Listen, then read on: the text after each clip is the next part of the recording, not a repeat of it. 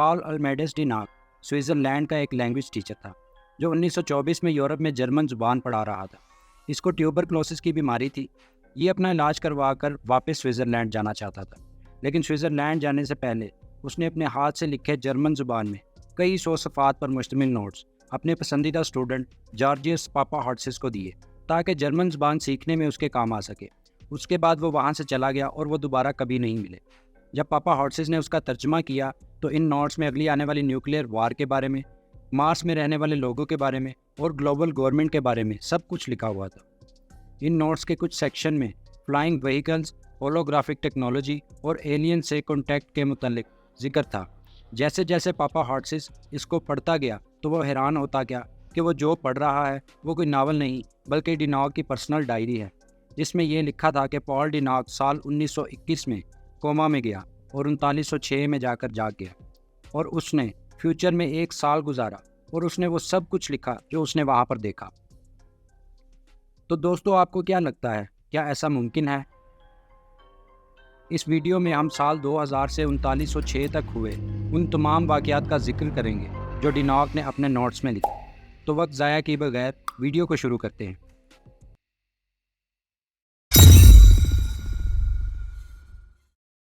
मई 1921 में Paul डिनाक language class पढ़ा रहा था कि अचानक उसकी तबीयत बिगड़ गई और उसे अस्पताल ले जाया गया। अगले कुछ ही घंटों में उसे शदीद बुखार हो गया, जिस वजह से कभी वो होश में आ जाता और कभी बेहोश हो जाता। वो अपने इर्द गिर्द मुख्तलिफ लोगों को देख रहा था, लेकिन बीमारी की शिद्दत के बायस वो किसी से बात नहीं कर पा रहा था। इसी दौरान उसकी आंखों के आगे अंधेरा छा गया और वो बेहोश हो गया। और जब उसे होश आया तो उसने देखा कि अस्पताल का कमरा बिल्कुल मुख्तलिफ है। लोग उसके इर्द गिर्द ऐसे कपड़ों में थे जो उसने पहले कभी नहीं देखे थे। उनकी ज़ुबान भी मुख्तलिफ थी, लेकिन लैंग्वेज टीचर होने के नाते वो सिर्फ कुछ ही अल्फाज समझ पा रहा था जो कि इंग्लिश और स्वीडन ज़बान में थे। जब डिनाक ने उनसे बात करने की कोशिश की तो सिर्फ एक ही डॉक्टर जर्मन ज़बान समझ पाया, वो भी थोड़ी बहुत। डॉक्टर ने डिनाक को बताया कि उसका नाम एंड्रियस नॉर्थम है और वो फिज़िक्स का प्रोफेसर है जिसका एक्सीडेंट हो चुका था। डिनाक को कुछ समझ नहीं आ रहा था और वो इतना अपसेट हो चुका था कि उसे लग रहा था कि या तो वो मर चुका है या वो पागल हो चुका है। वो ज़ोर से चिल्लाया कि वो सिर्फ एक लैंग्वेज टीचर है और वो स्विट्ज़रलैंड में रहता है। स्विट्ज़रलैंड का नाम सुनते ही डॉक्टर चौंक गए और डॉक्टर ने डिनाक से पूछा कि ये कौन सा साल है। डिनाक ने बताया कि ये साल 1921 है। कुछ देर सन्नाटा छा गया, फिर एक फिजिशियन ने डिनाक को बताया कि ये साल 3906 है, ना कि 1921। डिनाक को यकीन नहीं हुआ, लेकिन जब उसने खिड़की की तरफ गौर से देखा तो उसे जदीद तर्ज की बिल्डिंग्स नज़र आई और कुछ जदीद गाड़ियाँ जो कि हवा में उड़ रही थी और हर चीज़ पेस्टल कलर ग्लोइंग मेटल से बनी हुई थी। अचानक उसकी आंखों के आगे अंधेरा छाया और वो बेहोश हो गया। 3 दिन बाद डिनाक को होश आया और वो चलने फिरने के काबिल हो गया। इसी दौरान डॉक्टर्स को लगा कि डिनाक को शायद कोई दिमागी बीमारी है, लेकिन बाद में डिनाक से बातचीत के दौरान वो इस नतीजे पर पहुंचे कि ये एक ऐसा साइकिक सिनेरियो है जिसको कॉन्शियसनेस शिफ्ट फेनोमेना कहा जाता है। आसान अल्फाज में, किसी एक शख्स का दिमाग ट्रांसपोर्ट होकर किसी दूसरे शख्स में मुंतकिल हो जाता है। यानी डिनाक का दिमाग एंड्रियस नॉर्थम के जिस्म में ट्रांसपोर्ट हो चुका है, यानी कि 2000 साल आगे फ्यूचर में। डिनाक काफ़ी हैरान था कि आखिर ये कैसे हुआ। डॉक्टर्स ने बताया कि ये एक रेयर केस है, लेकिन ऐसा हो सकता है। इसलिए डॉक्टर्स ने स्टीफन, जो कि एंड्रियस नॉर्थम का करीबी दोस्त था, उसके बारे में डिनाक को बताया और ये बताया कि स्टीफन मॉडर्न सोसाइटी के मुतालिक डिनाक की मदद करेगा और डॉक्टर्स की मदद के साथ ये पर्सनैलिटी शिफ्ट ख़त्म हो सकता है और डिनाक को वापस भेजा जा सकता है। चुनाचे स्टीफन हर रोज़ डिनाक को नई चीज़ों के मुतालिक सिखाने लगा, लेकिन डिनाक की दिलचस्पी सिर्फ इस बात में थी कि माजी में क्या हुआ। उसके बाद डिनाक ने तकरीबन सारा वक्त एक जदीद लर्निंग डिवाइस को सीखने में गुजारा जिसका नाम ओरेगन श्वागा था।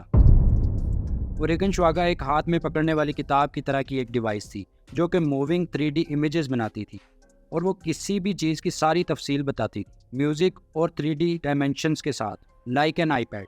डॉक्टर्स ने डिनाक को माजी में हुए वाक़ियों के अलावा सारा कुछ सीखने के लिए इनकरेज किया, लेकिन डिनाक की दिलचस्पी तो शायद माजी में ही थी। तो आखिरकार उसने डिवाइस से सीखा क्या? उसने सीखा कि साल 2000 से साल 2300 तक के 300 साल इंसान के लिए मुश्किल तरीन साल होंगे, जिनमें दो बड़े मसाइल होंगे: खित्तों के आपस में तनाज़ात और बढ़ती हुई आबादी। उसने सीखा कि इंसान 2204 में मार्स पर रहने में कामयाब हो जाएंगे और अगले 60 साल तक मार्स की आबादी 20 मिलियन तक बढ़ जाएगी।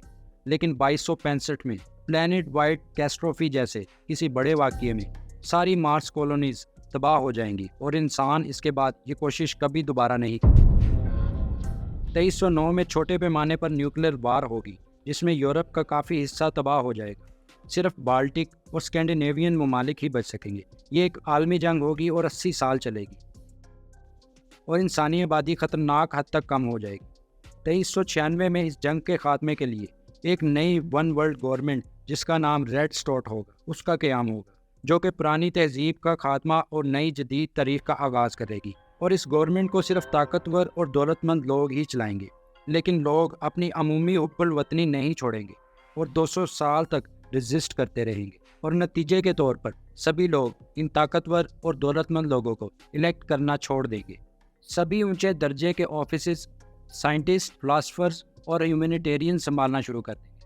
अगले 300 साल में रिफॉर्म्स होंगी और 2823 में एक आलमी कायद, जिसका नाम टोरा हिल्ड होगा, एक नया इकोनॉमिक सिस्टम मुतारिफ कराएगा, जिसकी बुनियाद ग्लोबल एडिक्वेसी पर होगी। इस नुक्ता पर आकर सभी लोग सिर्फ अच्छे के लिए काम करेंगे। शुरू के 40 साल वो अपनी मर्जी से काम करेंगे, उसके बाद वो रिटायर होंगे और उसके बाद सारी जिम्मेदारी आलमी कम्युनिटी पूरी करेगी। टाइम गुजरते गुजरते टेक्नोलॉजी और ऑटोमेशन इतनी ज़्यादा हो जाएगी कि जब 3906 में दिनांक वहाँ पहुँचेगा तो लोग अपनी ज़िंदगी के सिर्फ 2 साल ही काम करेंगे। लोग शुरू से ही पढ़े लिखे होंगे और 2 साल काम करने के बाद वो जैसी ज़िंदगी चाहेंगे वैसी ही गुजार सकेंगे, क्योंकि उनको उस वक्त ज़िंदगी की हर आसाइश मुहैया होगी। आसान अल्फाज में अगर समझें तो इसको सोशलाइज पैराडाइज कहा जा सकता है। लेकिन क्या सोशलिज़म और कम्युनिज़म इकट्ठी चल सकती हैं? क्योंकि कम्युनिज़म में सभी बड़े इकोनॉमिक रिसोर्सेज और प्रॉपर्टी स्टेट ऑन करती है और हर दौर में लालची और खुदगर्ज लोग ज़रूर होते हैं। तो फिर ऐसा कैसे मुमकिन है? और यही कहानी का दिलचस्प मोड़ है, क्योंकि 3906 में हम इंसान ही नहीं होंगे, मतलब कम से कम ऐसे इंसान जैसा हम सोचते हैं। इंसान कुछ और ही होंगे।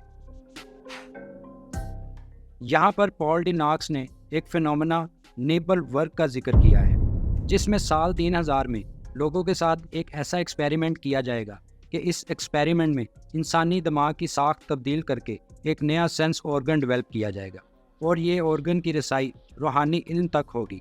इस सलाहियत को संसान सुपरविजन कहा जाएगा।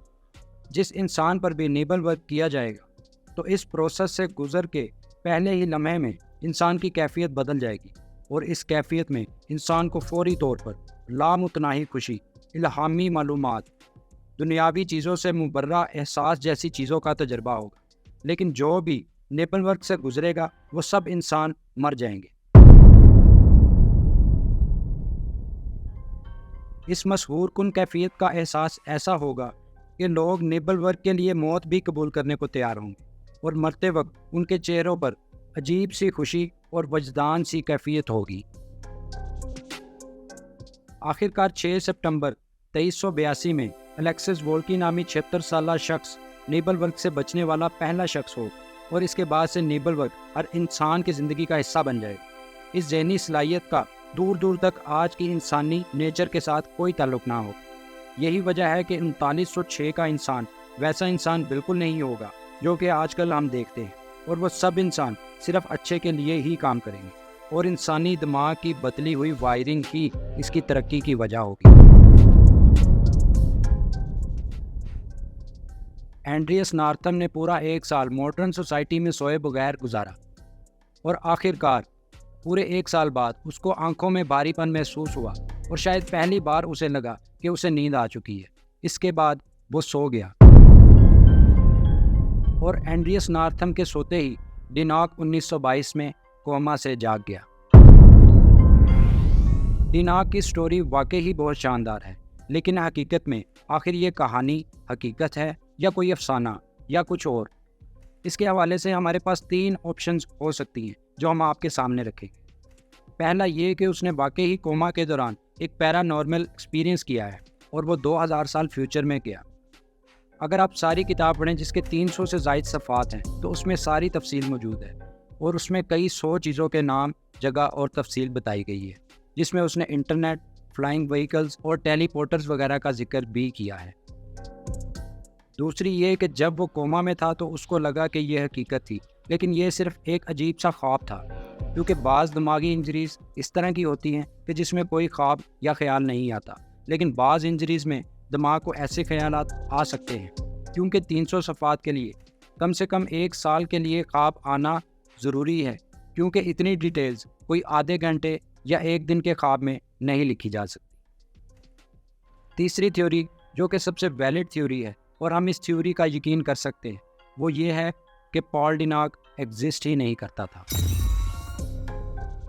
तो दोस्तों, अगर आपको आज की वीडियो पसंद आई है तो आप इस वीडियो को लाइक ज़रूर कर दीजिएगा, और अगर आपको इसी तरह के फैक्ट्स जानना अच्छा लगता है तो आप हमारे चैनल को सब्सक्राइब करके बेल नोटिफिकेशन ऑन कर सकते हैं।